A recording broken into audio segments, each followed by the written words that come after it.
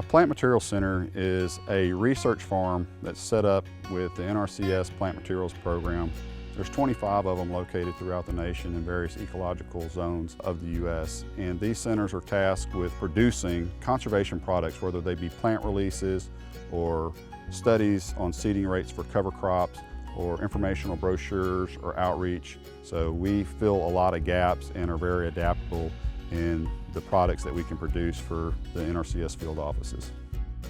The plant material centers write the recipes that the conservation planners use for the landowners, and also we develop the ingredients that go in those recipes. So that basically means regionally appropriate and adapted plant species that will go into conservation plantings. The plant materials tie into NRCS in that the field offices and the ecological sciences staff will reach out to us with particular concerns that we can address. So basically the NRCS as a whole may have a resource concern that they need the technical experience to go forward with and make recommendations for conservation practice standards. And so we are able to scientifically address those resource concerns.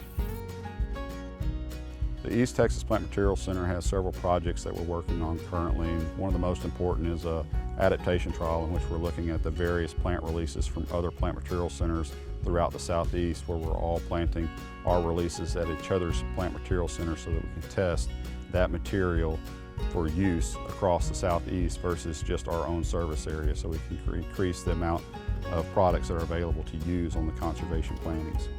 The ultimate goal for our research here at the East Texas Plant Material is to come up with a core mix of conservation plant releases that will work throughout the southeastern United States. So it's going to include the bunch grasses, it's going to include forbs that bloom from the spring all the way into fall. So we'll address a lot of different resource concerns like forage for wildlife, pollinator habitat, all of those things. But that core mix that we can go forward for the landowner to put on the ground.